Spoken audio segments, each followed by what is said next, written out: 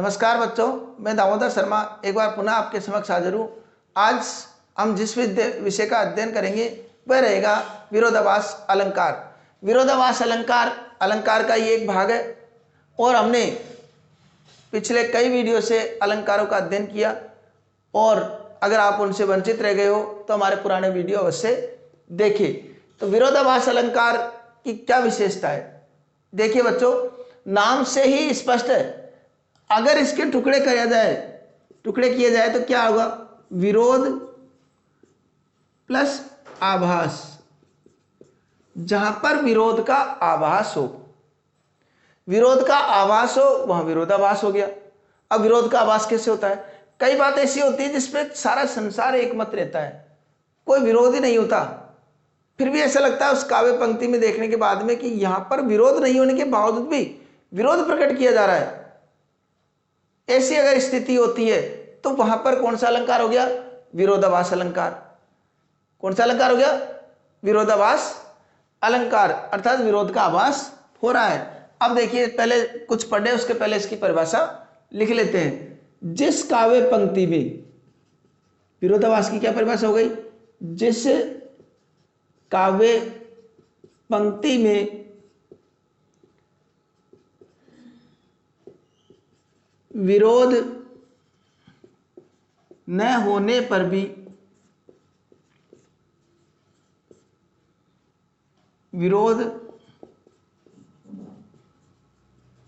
प्रकट किया जाए, वहां विरोधाभास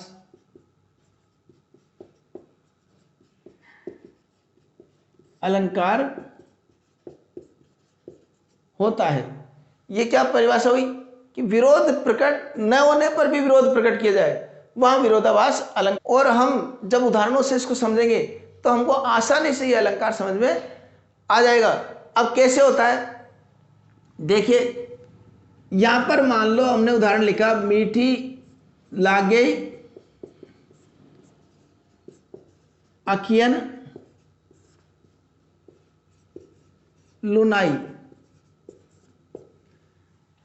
कि मीठी लगे अखियन लुनाई, आंखों का लावण्य मीठा लग रहा है। आंखों का लावण्य कैसा लगता है? मीठा। अब देखिए यहां पर विरोध कैसे हुआ वो मैं बताता हूं कि लावण्य का मतलब होता है नमक, लावण्य का मतलब खारापन। तो लावण्य खारापन हो गया, खारापन किसमें होता है? नमक जैसे मान लो। तो फिर नमक, सारी दुनिया को, सारे संसार को पता है कि लावण्य अर्थात नमक कभी मीठा नहीं होता है, लेकिन इस बात पर कोई विरोध नहीं है। लावण्य कभी मीठा नहीं होता है, इस बात पर कोई विरोध नहीं है संसार में, लेकिन फिर भी क्या लिख दिया? मीठी ला गई, मीठी लग रही है। तो विरोध नहीं होने के बावजूद भी विरोध प्रकट किया गया है। इस कारण से कौन सा अलंकार हो गया? विरोधाभास अलंकार। कारण में भी हम इसी प्रकार लिख देंगे। तो यह उदाहरण हमारा हो गया। कारण हम लिखेंगे कि यहां पर विरोध की स्थिति न होने पर भी विरोध प्रकट किया गया है, इस कारण से विरोधाभास अलंकार है। अब एक अन्य उदाहरण और लेते हैं हम। या जैसे बिहारी जी की पंक्ति एक दोहा है, उसको हम लिखते हैं यहां पर, या अनुरागी चित्त की, या अनुरागी चित्त की गति समझे नहीं कोई, गति समझे नहीं कोई, जो जो बूढ़े श्याम रंग, जो जो बूढ़े श्याम रंग, त्यों त्यों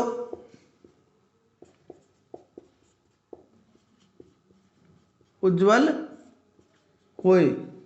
ये बिहारी जी ने एक पद्यांश लिखा है कि भगवान श्री कृष्ण की शोभा का वर्णन किया है इसमें, या उसकी भक्ति का भाव का वर्णन किया है कि इस प्रेम की गति को कोई नहीं समझ पाया है। वास्तविक अर्थ देख रहे हैं हम, इस प्रेम की गति को आज तक कोई नहीं समझ पाया। जो जो बूढ़े श्याम रंग, जो जो व्यक्ति श्याम रंग में डूबता है त्यों त्यों उज्जवल होए। श्याम का अर्थ क्या हो गया यहाँ पर? काला। अब हम सब जानते हैं कि काले वर्ण में अगर हम डूबते हैं, काले वर्ण से कहीं भी स्पर्श करते हैं तो हम काले ही होंगे, उज्ज्वलता हमारे अंदर नहीं आएगी। इस बात पे कोई विरोध नहीं है, फिर भी उज्ज्वलता आ रही है।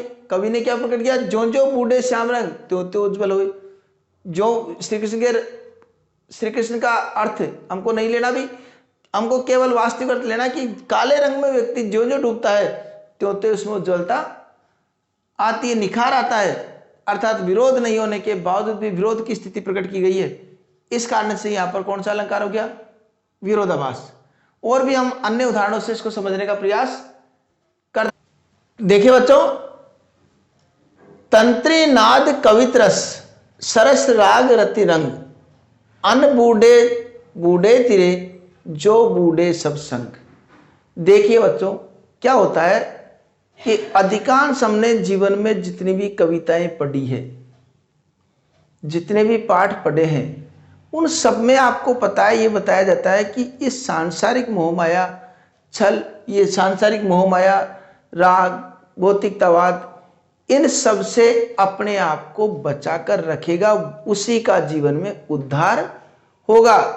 ऐसा कवि ने, अधिकांश कवियों ने ये माना है। लेकिन यहां पर इस बात पे कोई विरोध नहीं है। लेकिन यहां पर क्या हुआ कि तंत्री नाद कवित्रस सरस राग रतिरंग, कि इस प्रकार के जो ये बातें लिखी हुई है, ये समस्त प्रकार की भोग विलास की बातों में जो व्यक्ति अनबूढ़े बूढ़े, जो व्यक्ति अगर इनमें डूबा नहीं है, वह व्यक्ति संसार में डूब जाता है।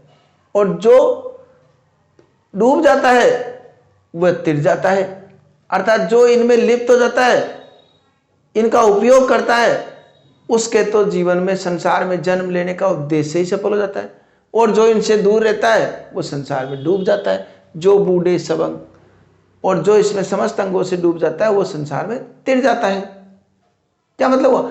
अनबूढ़े बूढ़े, जो नहीं डूबता है वो डूब जाता है संसार में, और तिरे जो बूढ़े सबंग, और वही तिरता है जो समस्त प्रकार से इसमें डूब जाता हो।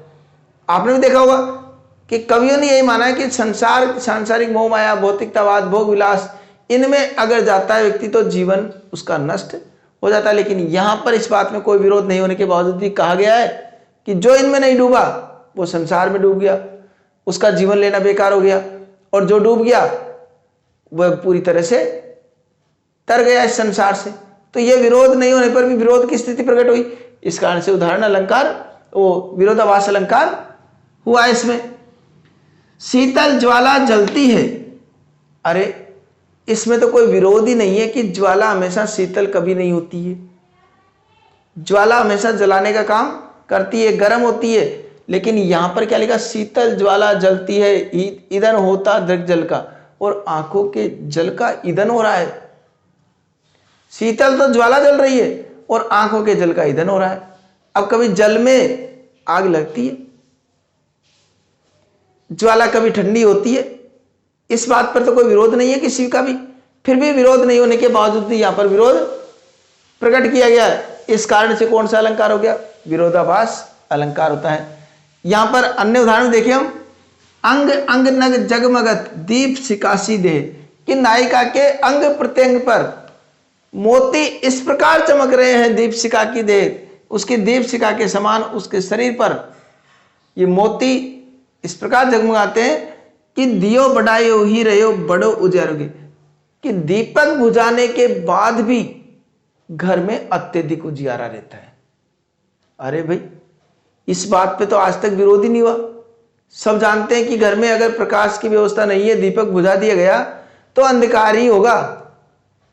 इस बात को सब जानते हैं कि अगर किसी मकान में या कक्ष में दीपक बुझा दिया जाता है तो उस कक्ष में अंधेरा ही होना है। लेकिन यहां पर क्या लिख दिया?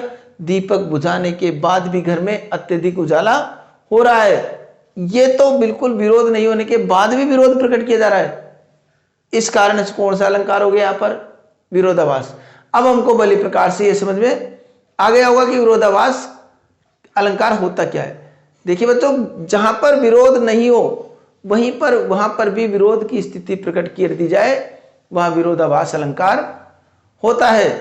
इसको हमने विभिन्न उदाहरणों से समझा और उदाहरणों के बाद में हमको एहसास हुआ कि हाँ, वास्तव में इस अलंकार में जहां पर विरोध नहीं है वहां भी विरोध प्रकट किया जा रहा है। इस कारण यह विरोधाभास अलंकार होता है। कारण लिखना पड़े तो कारण भी हम स्पष्ट रूप से लिख सकते हैं। कारण क्या है? क्योंकि यहां पर विरोध न होने पर भी विरोध की स्थिति प्रकट हो रही है। इस कारण यहां पर विरोधाभास अलंकार